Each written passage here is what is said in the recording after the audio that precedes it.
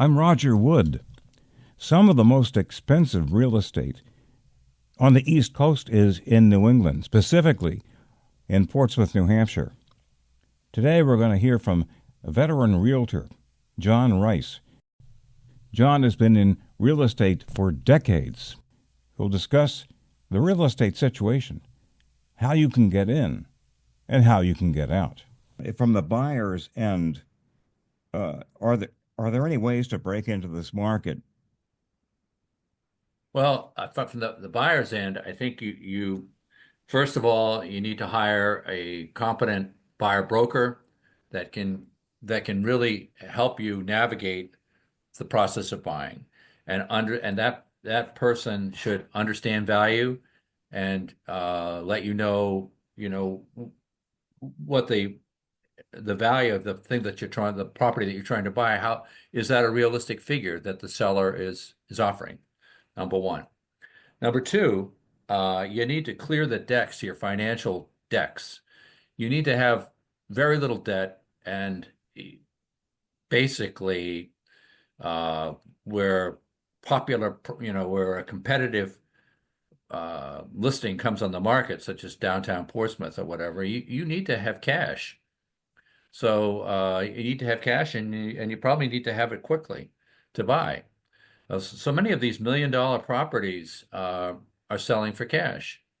Hmm. And you talk to mortgage loan officers, and a lot of them will tell you that they're not, they're having a hard time lending because people are paying cash then in order to be competitive.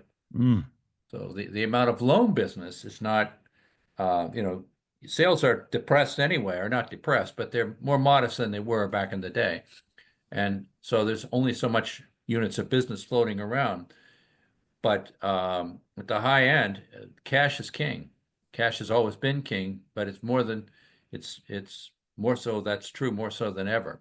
So you want to have, as a buyer, you want to go in there with all your debts paid off, cash. You want to be able to close quickly, and you need to be able to be flexible, and you need to understand that this is business.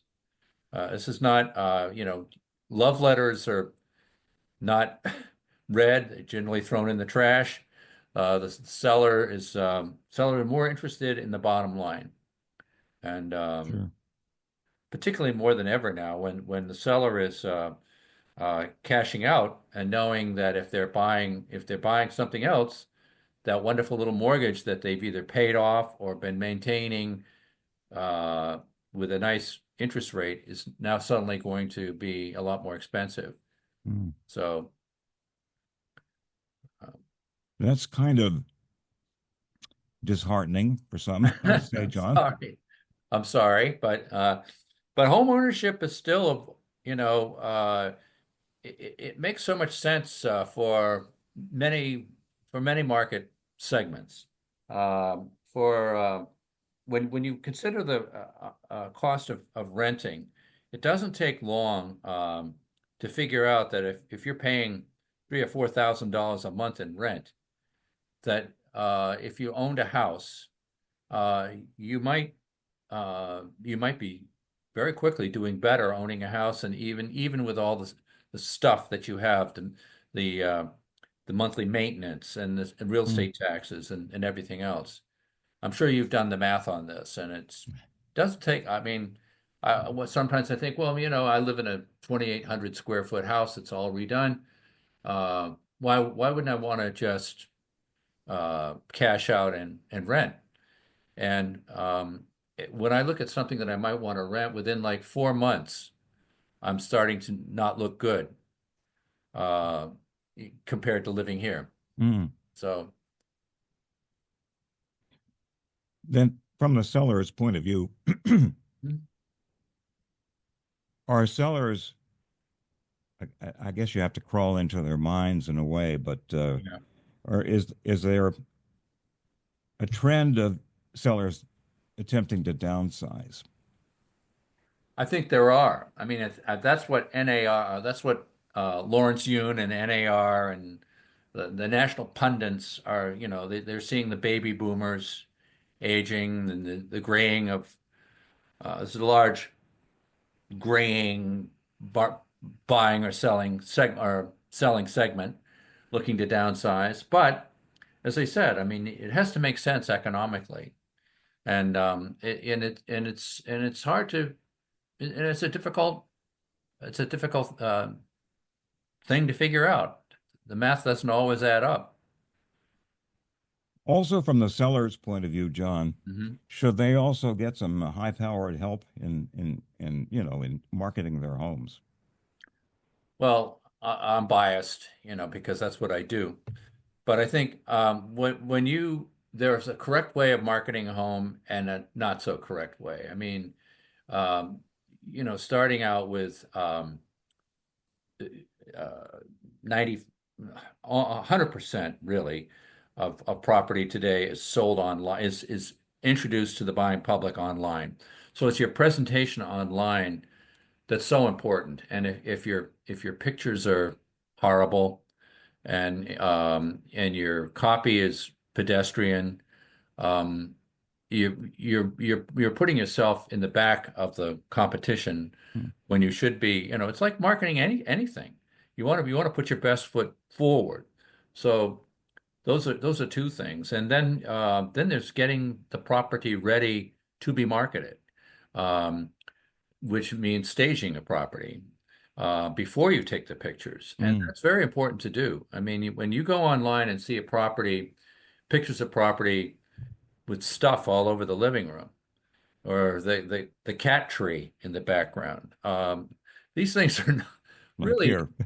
yeah, they may be homey, but they're not really marketing pluses. And there's the old phrase, less is more. And if you have worn out floors and if you have chipped paint or you have a dated kitchen, you have to put yourself into the shoes of the buyer. And the buyer comes along and sees the worn out floor and all of a sudden, worn out floor. I'm going to have to get a contractor to refinish the floors. What's that going to cost? And will I be able to get a contractor? Because it's so hard to get help these days. Mm. So you're creating needless problems if you don't solve them ahead of time. A property is gonna, they say, "Well, is it better to market a property in the wintertime? I mean, in the spring as opposed to the wintertime?" I don't think there's any specific time that's better than any other. Mm. Um, it's how you get your property ready for the market that really counts. So your questions are right on in terms of you sellers do need to be prepared and they need good advice to get them prepared. They certainly probably don't work out too well when they put a handmade sign on the for sale, right? Yeah, right. These days. Right, right. I mean that a handmade sign says this is a bargain sign, and this seller is looking forward to is trying to get as much money as possible without doing anything. So what are you going to find when you get into this house? Some people too, by the way, some people go out and hire the toughest home inspector they can get ahead of time to um, to inspect the property and find things that might inhibit a sale. And there are nasty little things like septic systems that have failed or uh, radon or E. coli in the water or termites, um, bats in the attic, Look at that. Mm. on and on it goes. And these things, and I mention them because I've run into all of them. And so you need to have those things resolved. You can't just cast a blind eye. Well, let them take the bats out. It doesn't work that way. Mm. John Rice is a licensed realtor with Tate and Foss.